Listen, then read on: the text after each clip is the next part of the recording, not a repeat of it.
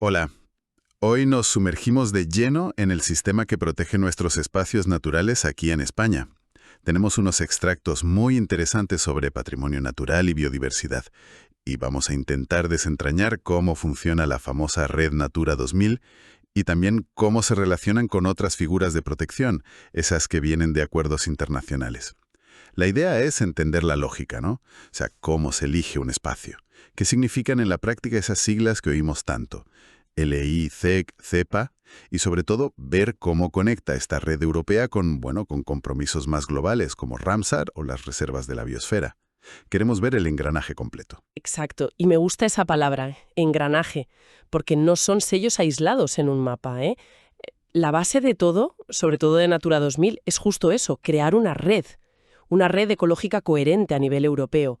Se busca un marco legal, pues sólido, coordinado, tanto allí en Bruselas como aquí, para asegurar que conservamos la biodiversidad a largo plazo. La coherencia, la conexión, eso es clave. Entendido. Pues vamos a por la pieza central, la que más nos suena seguro. La Red Natura 2000. ¿Qué es exactamente? Pues mira, la Red Natura 2000 es la gran apuesta de Europa por la conservación.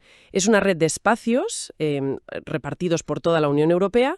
Su objetivo es garantizar que sobrevivan a largo plazo las especies y los hábitats que se consideran más valiosos o amenazados en el continente. Y para construirla se usan principalmente dos tipos de figuras, que vienen de dos directivas europeas diferentes, la Directiva Habitats y la Directiva Aves. Vale, dos directivas, dos tipos de figuras principales.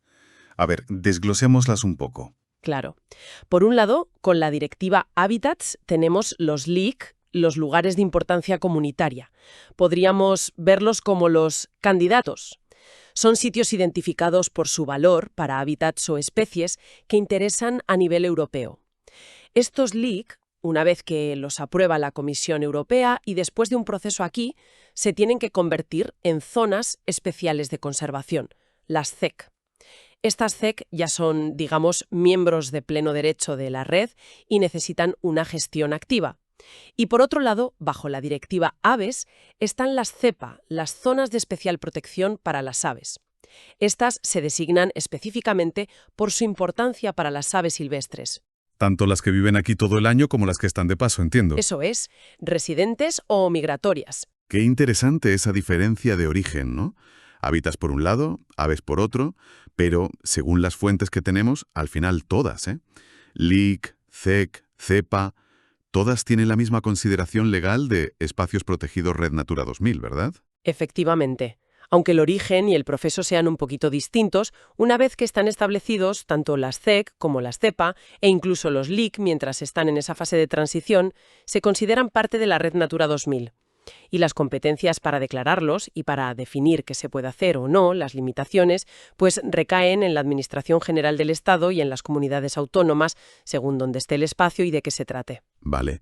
Y para que esta red no sea solo un mapa con nombres, ¿quién dice cómo hay que gestionarlos? Aquí es donde las fuentes hablan de las directrices de conservación. Suenan importantes. Y lo son, sí.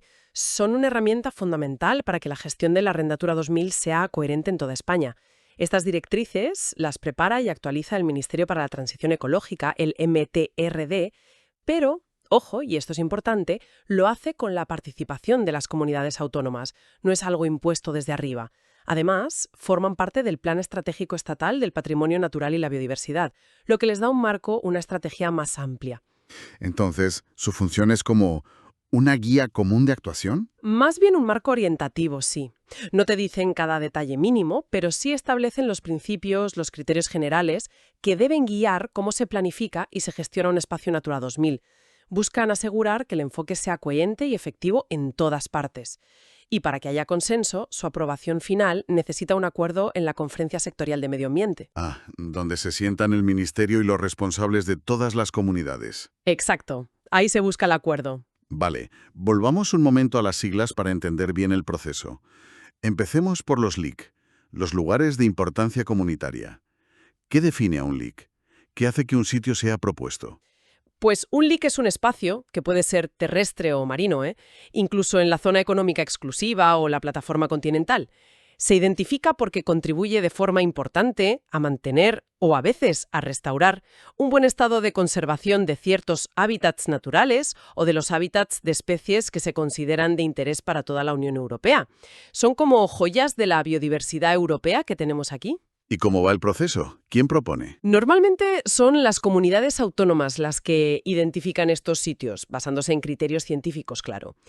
Proponen una lista, el Ministerio, el ente TRD, recoge estas propuestas, las valida y prepara la lista española que manda la Comisión Europea. Y es la Comisión la que al final aprueba la lista de LIC para cada región biogeográfica de Europa. Y aquí es donde leí algo que me llamó la atención. El régimen de protección preventiva.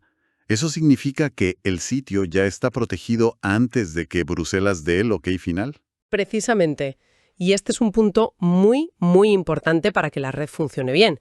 Desde el mismo momento en que la propuesta de un sitio como LIPSE se envía oficialmente al Ministerio para que la tramite ante la Comisión, ¡zas!, entra en vigor este régimen preventivo. El objetivo es claro: evitar que se deterioren los hábitats o las especies que justamente motivaron que se propusiera el sitio. Es como ponerle un escudo protector desde el principio. Anda, eso sí que es ir por delante. Evitar que se estropee mientras van los papeles. Y supongo que esto tiene que ser público, ¿no? Por supuesto. La transparencia es fundamental. La administración que lo propone, normalmente la comunidad autónoma, tiene que publicarlo en su boletín oficial. Y tiene un plazo, máximo 6 meses desde que hace la propuesta.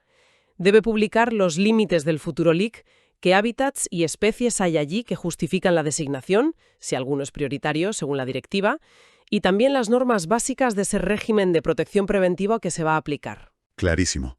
El LIC es como la candidatura seria que ya viene con protección, pero es temporal. ¿Cuál es el siguiente paso para que esa protección sea definitiva? Ahí entran las ZEC, ¿no? ¿Las zonas especiales de conservación? Exacto. Que la Comisión Europea diga que un sitio es LIC es el reconocimiento de su importancia europea, pero el objetivo final de la Directiva Hábitats es que se declare como ZEC. Una vez que la Comisión aprueba esa lista de LIC, las administraciones españolas que sean competentes, ya sea el Estado o la comunidad autónoma, tienen la obligación de declarar formalmente esos LICs como zonas especiales de conservación, como ZEC. ¿Y hay un tiempo límite para eso? Porque si no, igual se quedan como LIC para siempre. Sí, la normativa dice que hay que hacerlo cuanto antes posible y como mucho en 6 años desde que la Comisión aprobó incluir el sitio en la lista de LIC. Y hay un requisito clave que diferencia a la ZEC del LIC. La declaración como ZEC tiene que ir sí o sí acompañada de la aprobación de un plan o un instrumento de gestión específico para ese espacio. Ajá. Ahí está el kit de la cuestión. Pasar a ZEC no es solo un cambio de etiqueta. Implica tener un plan de acción concreto sobre cómo se va a conservar y gestionar ese lugar de forma activa. Eso sí que marca una diferencia en la práctica. Sin duda. El plan de gestión es lo que convierte la designación en medidas reales sobre el terreno. Establece objetivos de conservación, regula qué se puede hacer y qué no, planifica si hay que restaurar algo. Es el compromiso de gestionarlo activamente. He entendido el camino LIC-ZEC para hábitats y especies. Pero antes dijiste que las aves tenían su figura propia, las ZEPA, zonas de especial protección para las aves. ¿Funcionan parecido? El origen es distinto. Vienen de la Directiva Aves, pero el objetivo es el mismo: conservar. Las cepas son esos espacios, también en tierra o mar, que se consideran los más adecuados por número y por superficie para asegurar la conservación de las especies de aves que salen en la directiva, ya sean aves amenazadas, singulares y también las migratorias que pasan por aquí regularmente. Su declaración no sigue el camino LIC-ZEC. Se basan directamente en criterios sobre aves, criterios ornitológicos, y las declaran la Administración General del Estado o las comunidades autónomas competentes. Entiendo. Entonces, para las CEPA no hay ese paso intermedio tipo LIC. Se designan directamente por su valor para las aves. Y una vez que se decide declarar una CECA a partir de un LIC o una CEPA, ¿cómo se hace oficial? ¿Es un proceso abierto? ¿Puede participar la gente? Sí, la transparencia y la participación son obligatorias por ley. Tanto la declaración de una ZEC como la de una CEPA, que la hace la administración competente, tiene que pasar antes por un trámite de información pública. Y esto es importante, porque permite que cualquier persona o entidad pueda ver la propuesta y presentar sus comentarios, sus alegaciones. Es un mecanismo para que la ciudadanía participe. Bien, eso evita que se haga, digamos, a escondidas. ¿Y después de eso? Pues una vez terminado el proceso, la declaración oficial se publica en el diario oficial que corresponda, BOE o el Boletín de la Comunidad Autónoma, y esa publicación tiene que incluir, como mínimo, los límites geográficos exactos del espacio y describir qué hábitats o especies han sido la razón para incluirlo en la Red Natura 2000. Y ya finalmente se comunica oficialmente al METERT y este a su vez lo notifica a la Comisión Europea. Así se cierra el círculo informativo a nivel comunitario. Pues parece un sistema bastante bien montado y con garantías, al menos en la teoría de la Red Natura 2000. Pero las fuentes que tenemos dejan claro que la protección de la naturaleza en España no se acaba ahí, ¿no? Hay otra capa importante, los espacios protegidos por acuerdos internacionales. Esto amplía mucho el mapa. Efectivamente, España, por donde está y por la riqueza de biodiversidad que tiene, participa activamente en muchísimos convenios y acuerdos internacionales para la conservación.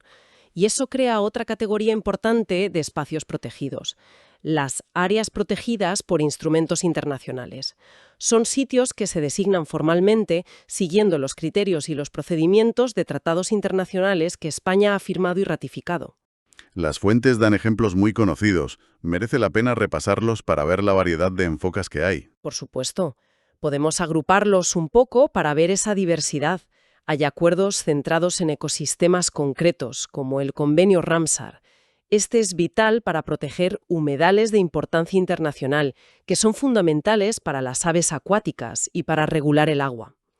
Luego están los que reconocen un valor universal excepcional, como los sitios naturales de la lista del Patrimonio Mundial de la UNESCO.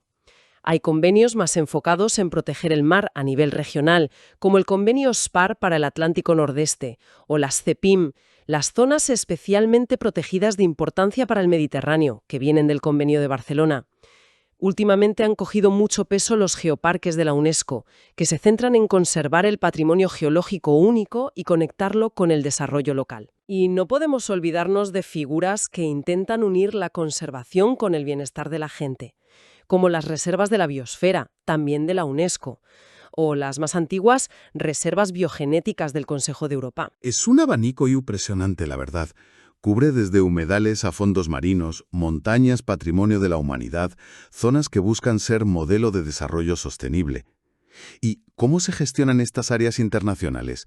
¿Tienen su propio sistema de planes y directrices o se integran de alguna forma? Bueno, su régimen tiene sus cosas.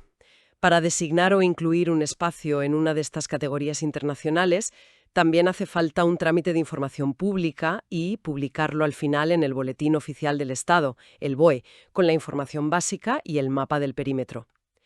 El régimen de protección principal es el que marca cada convenio internacional.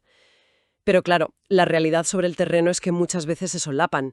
Un mismo parque nacional puede ser a la vez CEPA, CEC, Reserva de la Biosfera y quizá hasta Patrimonio Mundial. Vaya lío de etiquetas. ¿Y eso es un problema o una ventaja? Pues puede ser las dos cosas. La clave es que sean compatibles. Las figuras de protección nacionales u autonómicas, como un parque natural, pueden convivir perfectamente con las internacionales, siempre que sus normas y sus planes de gestión respeten y sean coherentes con lo que pide el convenio internacional. De hecho, aquí hay algo interesante que mencionan las fuentes, un paralelismo con Natura 2000. También se prevé hacer directrices de conservación para estas áreas internacionales. El proceso es parecido. Las prepara el MTRD con las comunidades autónomas dentro del Plan Estratégico Estatal y se aprueban en la conferencia sectorial. Buscan orientar y armonizar cómo se gestionan a nivel nacional. El marco español, pero con tanta figura distinta, europeas, internacionales, nacionales, autonómicas. ¿Hay algún sitio donde se pueda ver todo junto, de forma oficial, una visión global? Sí, y es fundamental para poder gestionar bien y para que se conozca. Para eso se creó el Inventario Español de Espacios Naturales Protegidos, Red Natura 2000 y áreas protegidas por instrumentos internacionales. Es un registro público de tipo administrativo y que cubre todo el Estado, depende del METERT y forma parte del inventario más grande del patrimonio natural y de la biodiversidad. Funciona como el catálogo oficial centralizado donde se inscribe y se puede consultar la información básica y actualizada de todos estos espacios protegidos reconocidos en España. Es la herramienta clave para tener esa foto completa. Bueno, creo que hemos hecho un buen repaso a toda esta arquitectura legal de la conservación. Desde la Red Natura 2000, viendo qué son y cómo funcionan los LIC, CEC y CEPA, hasta meternos en esa otra capa de protección que dan los convenios internacionales como Ramsar, Patrimonio Mundial o las reservas de la biosfera, se ve un esfuerzo claro por construir un sistema, complejo sí, pero necesario para proteger nuestra riqueza natural. Sin duda. Si tuviéramos que sacar las ideas clave de este análisis, podríamos decir, primero, que existe una red ecológica coordinada a nivel europeo, Natura 2000, con procesos definidos, ¿no? Del LIC al CEC y las CEPA. Segundo, la importancia enorme de los planes de gestión específicos como compromiso de acción para las CEC y las CEPA. Tercero, que esta red europea se solapa y busca convivir con las figuras de acuerdos internacionales. Cuarto, el papel de las directrices nacionales para intentar orientar la gestión de forma coherente tanto para Natura 2000 como para las áreas internacionales. Y quinto, que hay un inventario estatal centralizado como herramienta de información y transparencia. Y no olvidar, claro, el papel de la información pública en los procesos de declaración, que es una garantía. Hemos visto la estructura, las piezas del puzzle, las reglas del juego. Parece un sistema bastante completo, sobre el papel.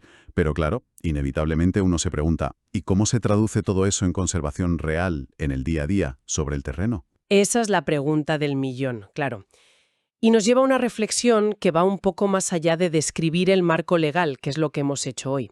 Las fuentes describen el qué y el cómo legal, pero el gran reto siempre está en llevarlo a la práctica. Piensa en ese ejemplo que decíamos, un espacio que acumula varias figuras. Es parque natural, es CEPA, es CEC y además es reserva de la biosfera. Gestionar eso de forma integrada, asegurando que se cumplen los objetivos de cada figura, que a veces tienen matices distintos, que las normas no se contradigan, que los recursos se usen bien, es un desafío de gestión muy complejo. Claro. Me imagino que coordinar diferentes administraciones, planes, normativas y a veces hasta visiones distintas sobre un mismo trozo de tierra debe ser complicado. Lo es, pero ojo, ese solapamiento no tiene por qué ser solo un problema. Si se gestiona bien, puede ser una fuente de sinergias. Una figura puede reforzar a la otra, se pueden unir esfuerzos, conseguir más financiación o más visibilidad internacional. La pregunta clave, que quizá dejamos abierta para seguir pensando, es cómo maximizar esas sinergias y minimizar los conflictos en la práctica diaria. ¿Cómo logramos que esa complejidad legal se traduzca de verdad en una mejor conservación sobre el terreno y en una convivencia buena con las actividades humanas que sean sostenibles? Una reflexión final muy pertinente, sí señor. Nos deja pensando en los retos reales de la conservación más allá de las leyes.